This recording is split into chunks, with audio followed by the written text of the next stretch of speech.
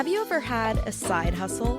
A side gig you picked up for fun, or maybe to earn a little extra cash? Maybe you had a lemonade stand as a kid, or like me, were fully immersed in the world of theater and dance, where each experience ignited my passion for the spotlight. As we transition from those early experiences into the professional world, some side gigs evolve into real passions, and sometimes even lasting careers. I've always been so curious about these stories, especially the less conventional journeys that redefine what a career can look like. They remind us that success isn't always a straight path, and that the heart behind our hustle can lead us to unexpected and fulfilling destinations. I genuinely love exploring how other people's passions have shaped their careers. If you're into that too, join me, Layla Palmer, as I chat with a captivating lineup of guests from various industries to uncover how they went from heart to hustle. Imagine being in a classroom where education is more than just a degree. It's a second chance, a tool for empowerment, and sometimes the first real opportunity to be heard. That's the kind of impact today's guest, Mneesha Gellman, is making. She was my professor for human rights, a class that explored the fight for justice, dignity, and equality. But Mneesha doesn't just study these issues, she acts on them. She's bringing the classroom itself into prisons, ensuring that higher education isn't just for the privileged few, but for those who have been shut out by circumstance, by systemic barriers, by a society that too often denies second chances. Through the Emerson Prison Initiative, she's proving that education is a fundamental right, pushing forward with the belief that knowledge is one of the most powerful tools for transformation. Thank you so much for having me. It's really also such a pleasure to reconnect with former students and see the amazing creative things that people are doing with their skills. So it's wonderful to be here with you.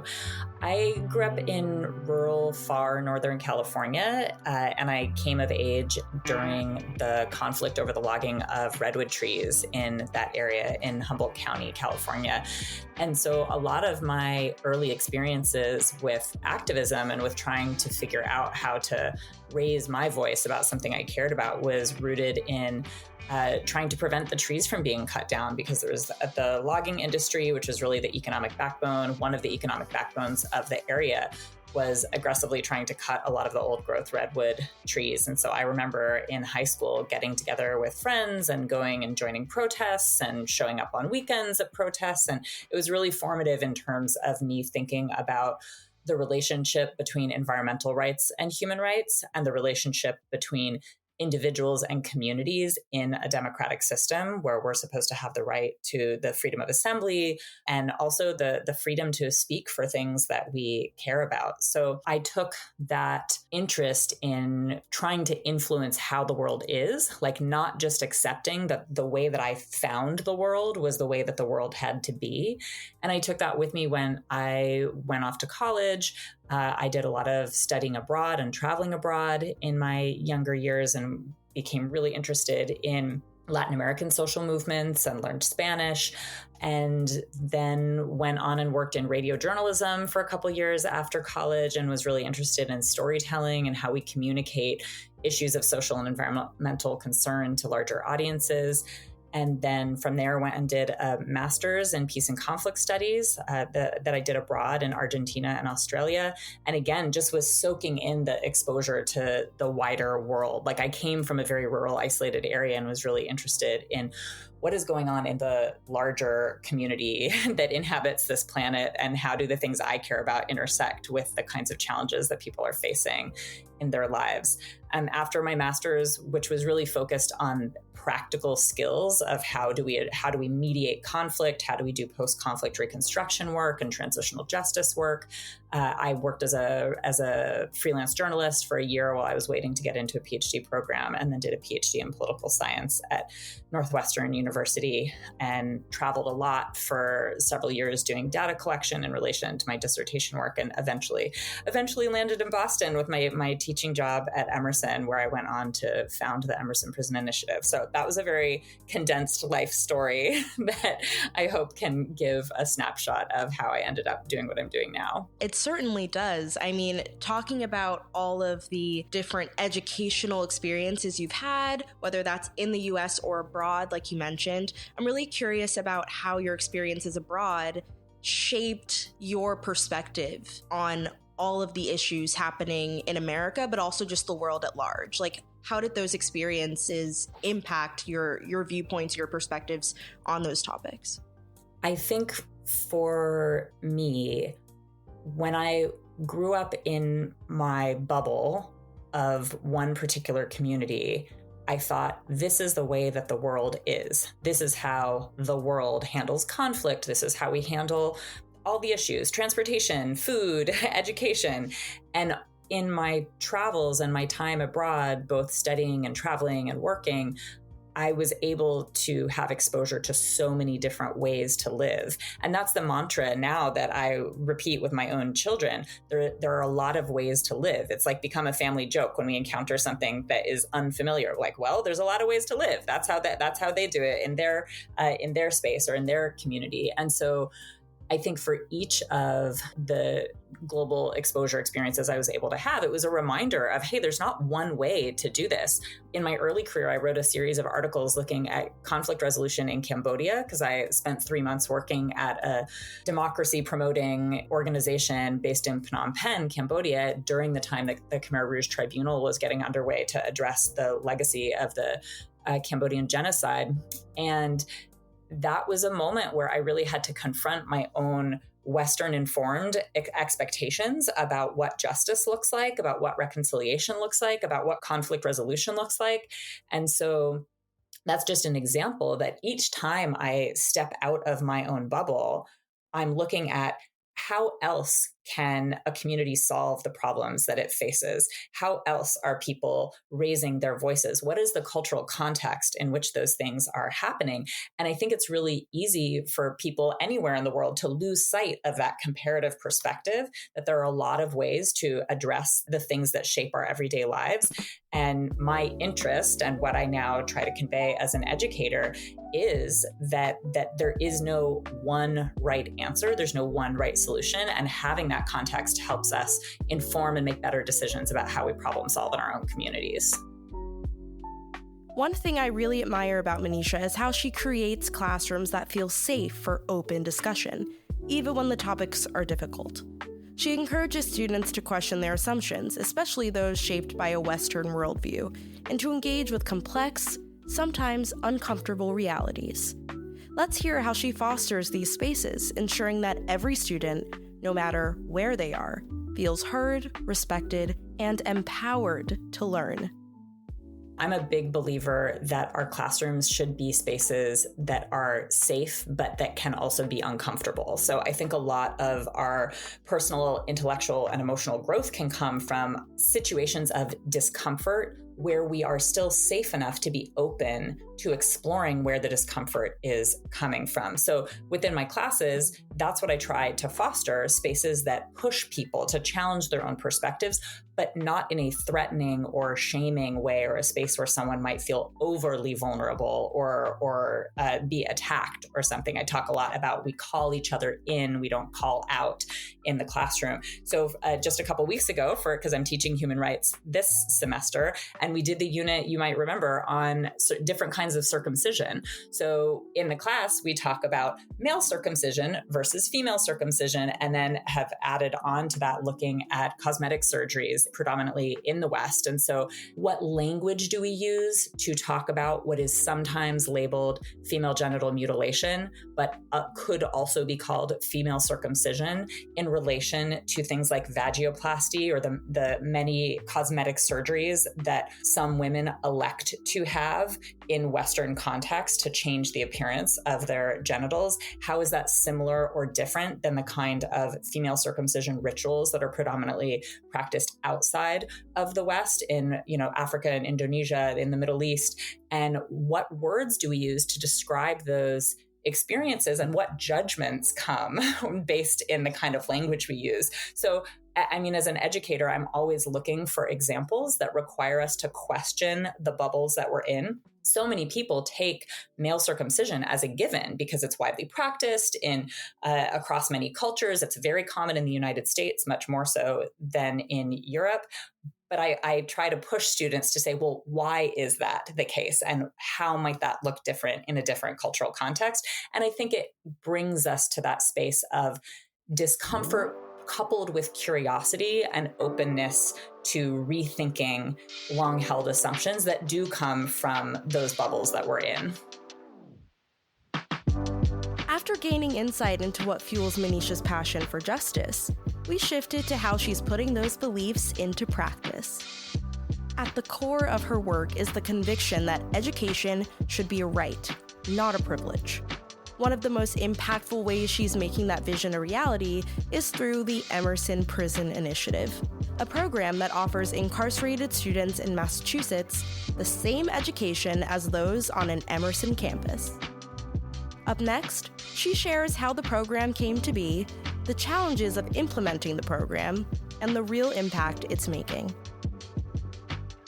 So the Emerson Prison Initiative is housed at Emerson College, and it is a degree-granting program that brings the opportunity to earn a bachelor's degree in media, literature, and culture, and a minor in economics to people who are incarcerated in the Massachusetts state prison system. We are focused at Massachusetts Correctional Institute at Norfolk, MCI Norfolk, which is a men's medium security prison.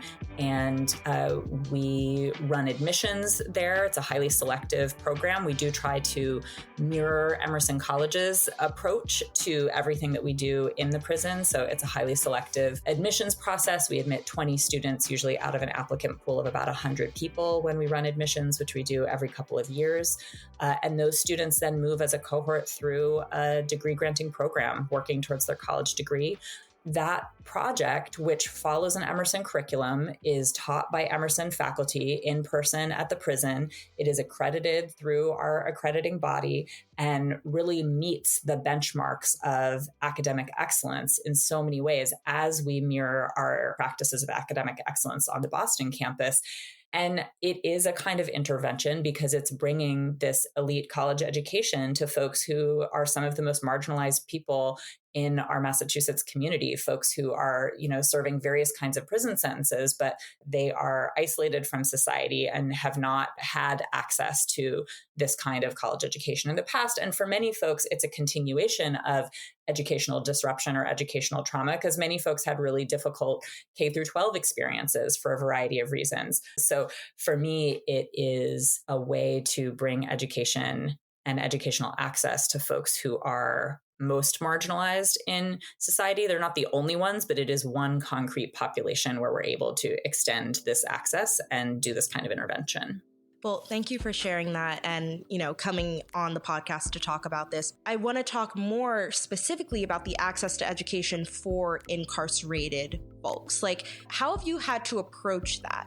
And are there any things in your approach to teaching or managing the program that you've kind of had to adapt? I'm sure even the system puts barriers in place. I know when I was in your class, you talked about, having the access to a laptop, writing a paper, doing research, where are your sources coming from? Can you access them online, or can you only use physical books or studies? So talk about those differences between your typical college experience at Emerson as a student living on the dorms, living on campus, versus being an Emerson Prison Initiative student. Yeah, great question. So prisons are not set up to be colleges. So all of the components of a college education that we're asking to bring inside require special permission, a lot of paperwork, a lot of things. So we recognize the labor that our partners in both of those fields have to engage in to allow us to function. And yet, even as we try to make them as similar as possible, there still are a lot of differences, as you mentioned. So for the first many years of the program, we officially started in 2017 as a credit-bearing program. And our first cohort that graduated in 2022 did their program entirely without laptops. So it was an entirely analog environment where students wrote draft after draft by hand of their papers. And I know that was tough. I mean, I think there is a real learning experience in having to engage with one's words the way that one does when you're editing over and over on paper. But in this day and age, to when we were finally able to secure permission to purchase laptops for our students, which we do now have, they're all offline, so there's no internet permission, but they're able to use the Microsoft Office suite and use Word and Excel to do their coursework. It is a significant impact for students to be able to learn how to edit in that way. When we think about folks that are going to be leaving prison and joining the workforce, these are really fundamental skills that people need to have to be able to survive. And we've seen that with many of our alumni who have come out and gotten jobs with their Emerson degrees at some of Boston area's important nonprofits working in the violence intervention field, for example. They have to know how to type in a Word document, how to edit in that way. The lack of internet remains a substantial barrier for people really developing informational literacy, but that's not something I'm trying to change. Instead, we've developed systems to facilitate research access given that limitation. So our students on the Boston campus, when they don't know something, they Google it, right? They go to the internet and they Google it. And so for incarcerated students, before we had the computers, we were entirely reliant on research request forms, which were these paper forms we developed that facilitated communication between the students and the librarians on the Boston campus. So faculty would be able to bring in the research request forms, students would complete them, we would bring those back to the Boston librarians, and they would work with a team of volunteers to fulfill those research requests. Over the last year and a half, the Emerson Prison Initiative has been one of a handful of programs to be able to pilot JSTOR access. And this is an offline JSTOR database that has, tens of thousands of academic articles. Previously, our students could access only the abstracts of those articles, and then we still had to work with paper copies of the full research articles. Now, on the Department of Correction issued tablets, incarcerated college students are able to access the full JSTOR database offline, and that has made a huge difference in their ability to just open up that world of academic research. So previously, they might write a research paper that had 5 or 6 citations because those were all the articles we could manage to bring in for a given paper. Now they're able to draw much more widely on the world of literature that informs their topic. And so there are things like that they're still not identical to what's happening on the Boston campus, but we are problem solving and we're figuring out how to work with our various partners to make real original research be possible in a carceral environment. I think this semester, for the first time, we have a journalism professor teaching a class where students need to be reading the news regularly. And so we were able to arrange for physical copies of newspapers to be delivered. So since they're not able to go online and get the news that way, they are able to get these regular deliveries of newspapers. And so there are inventions like that, which incidentally are still more similar to the way that people in a lot of parts of the world do get their news, reading the physical paper. In Boston, we're so accustomed to everything being digital, but these are important skills that will serve people in developing the kinds of critical reading and critical communication skills that represent the best that an Emerson College degree has to offer. And it's exciting to be able to bring that to incarcerated students through EPI. Yeah, I mean, it's lovely to hear about the evolution of the program, from 2017 to now, because last time we spoke, it's lovely to hear that we can now have these students get laptops, access to JSTOR. I mean, that's huge. That's huge. And so I want to commend you for your work toward making that happen, and all of the other administrators in the program for really making this happen, because it's really important. Well, and the other thing I just want to mention that I am really proud of is we were able to hire one of our alumni on EPI's staff. So Charles Rosario started with us in September of 24. And having a former student now on staff, he just brings so many insights into how we can best serve that student population, because having lived through the program, when we're trying to decide, well, do we approach this problem this way or this other way? We can consult with him. And he's like, well, here's how it might be received by the students, or here are some of the obstacles to that solution you're proposing. So we really are trying to be led by folks who are most affected by the work. And I think him joining our staff has been important for that. He's part of our EPI Advisory Council, which is one of the governance mechanisms that we use to make decisions about the program. And it feels really impactful. The other thing, there was a little part of your question I didn't get to, just another difference. I started doing a lot of research and developing a training for our faculty and teaching assistants for EPI on trauma-informed education that actually has now informed what I'm doing on the Boston campus as well. So it's an area where I actually learned in reverse. Instead of having all the learning happening in Boston and then bringing that expertise to the prison, our incarcerated students helped me see not only is the trauma-informed education, both for students and faculty, critical in the prison environment, it's actually critical everywhere, and we need to mainstream it. And so I've been able to bring that back to how I do some of my teaching on the Boston campus and share that with colleagues. And it's been a powerful experience of seeing, I am a student in that space as well. I'm still learning and evolving as an educator, and I'm really grateful to the EPI students for helping me grow in that way. As we were talking, I started to realize that the students aren't the only ones learning in this dynamic. With each class, Mneesha is exposed to perspectives shaped by experiences far different from her own. I wondered, what has she taken away from these conversations? How has teaching inside a prison challenged her views or even changed the way she sees herself?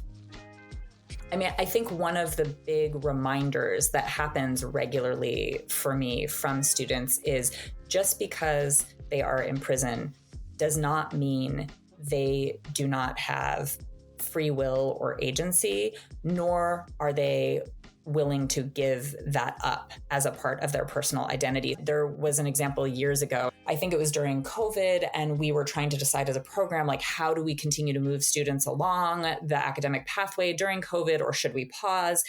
And I was like, go, go, go. Let's keep people on track to get to the finish line. And I went in to meet with the students and was like, here's what we want to do with you. We want to keep going and, switch to this kind of approach so that we can still keep meeting during COVID.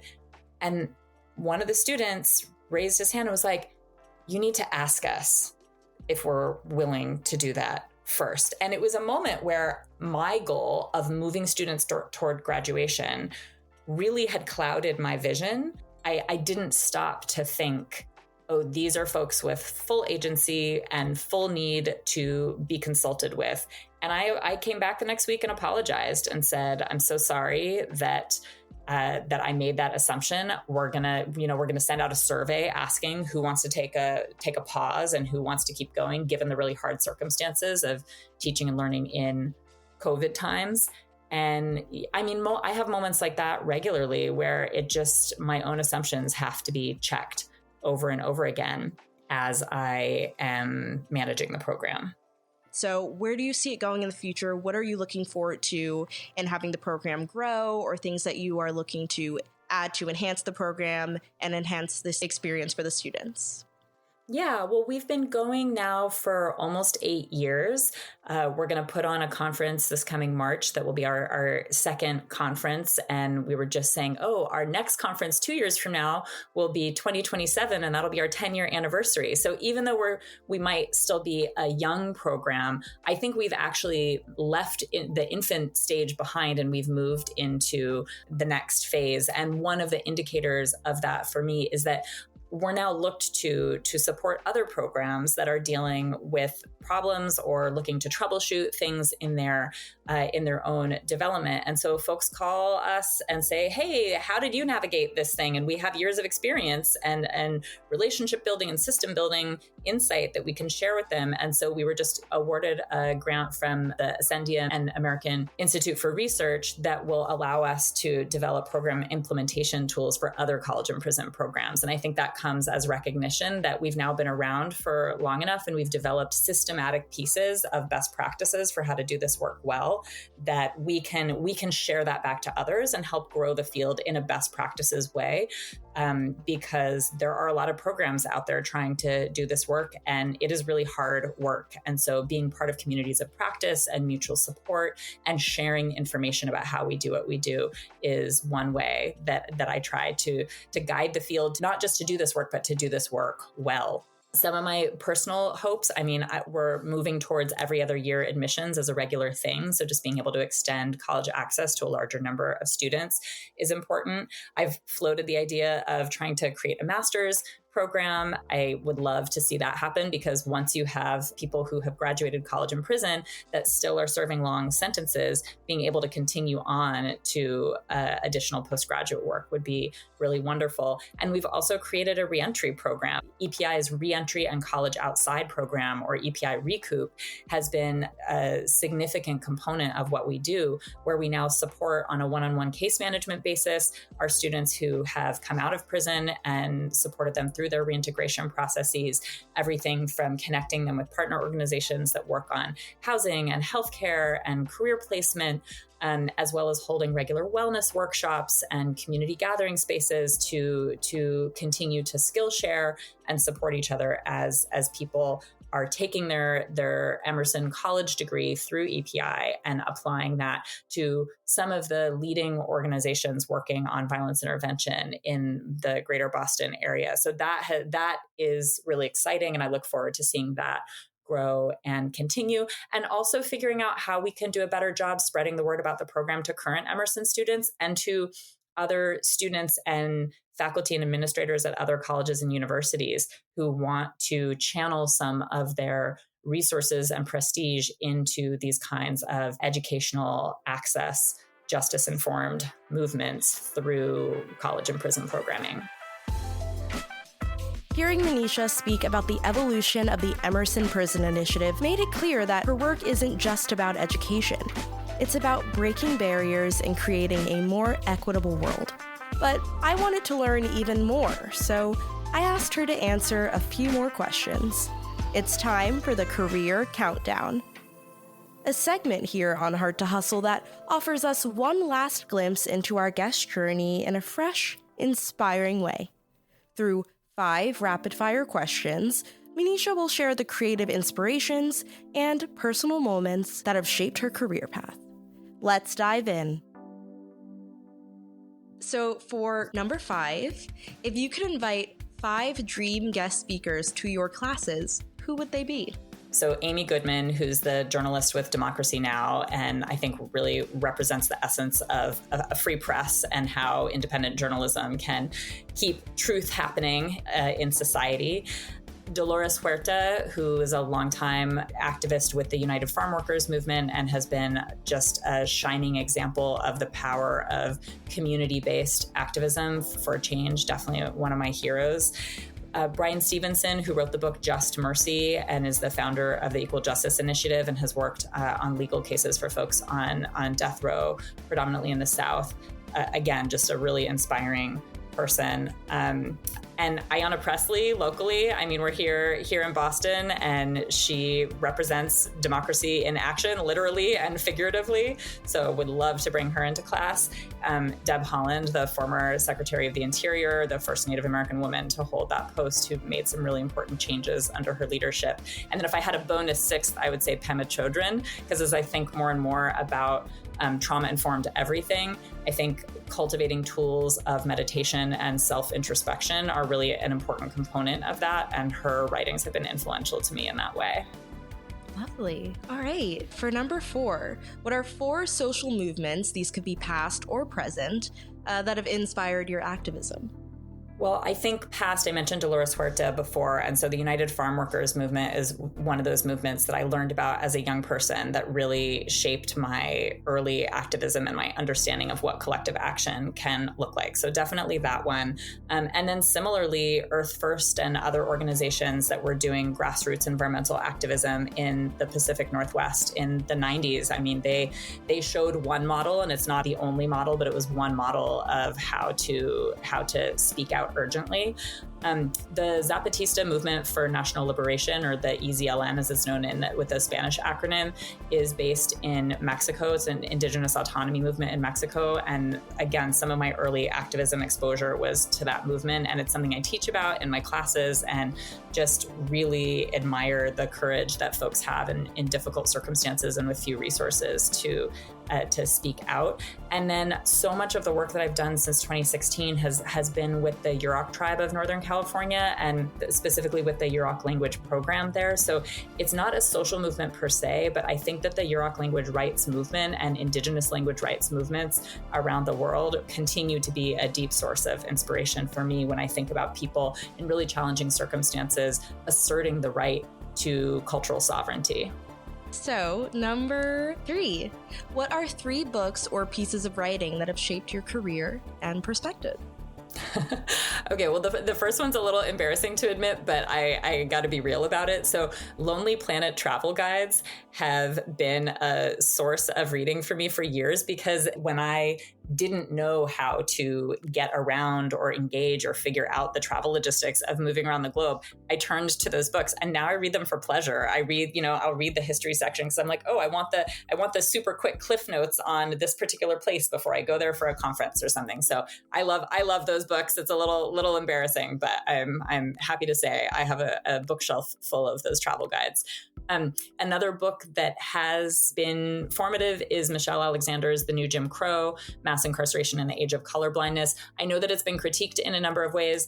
Yeah, and it also says something really important. So I just appreciate her putting it out there and saying what needs to be said, and I think people should read it. And then Robin Wall Kimmerer's Braiding Sweetgrass book, the subtitle is Indigenous Wisdom, Scientific Knowledge, and the Teaching of Plants. When people ask me like, oh, what's a book that you recommend? That's the book I recommend the most. It is beautifully written. It is absolutely political, but it's also requiring a holistic approach to decolonization that I think is rare in a lot of other writing. So those are my three of my faves. So for number 2, if you could have 2 major policy changes implemented today to improve education equity, what would they be? Education everywhere should be free for everyone, fully free at every level, K through postgraduate education. We have the money in the world. People should not be held back from education due to cost barriers. And that includes in situations in many places I've worked in the global South where theoretically education is free, but then you have the uniform that has to be purchased. You have the books that have to be purchased. Figuring out how to actually invest in universal free education would be transformational for everyone on earth. The second thing is to have training for educators that is rooted in philosophies of justice. So the way that people teach and also the substance of what is taught is tremendously informative for how students are formed. And just last year, I published a book called Misrepresentation and Silence in United States History Textbooks, The Politics of Historical Oblivion. And it looks at the way that curricula in high school level US history textbooks distorts what people learn. So I think having educators be trained in a whole range of inclusive and trauma-informed practices coupled with curricular reform that is rooted in the truth, in facts, rather than in white supremacist informed curricula would be, again, transformational for many societies.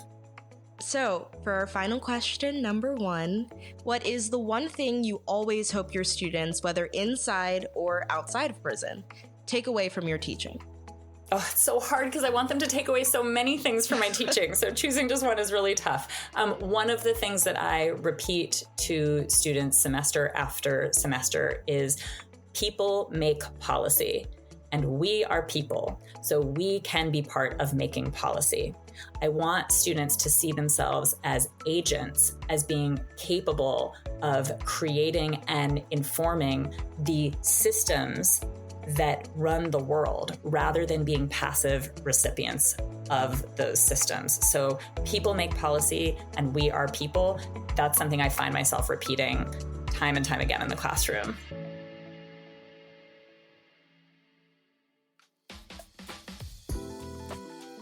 Catching up with Mneesha Gellman, the educator behind the wall, was both enlightening and inspiring. As I reflect on our conversation, I can't help but think about the opportunities many of us take for granted. This episode has prompted me to think more deeply about how we can use our voices and resources to help open doors for others. As Mneesha wisely stated, people make policy, and we all have the power to create change, shape systems, and fight for equal access to opportunities worldwide. Well, thanks for listening to Heart to Hustle. I hope you enjoyed this episode and that it left you reflecting on the power of knowledge and the role we all can play in building a better world for all. Tune in next week for another inspiring journey of passion and purpose. Until then, thank you for listening.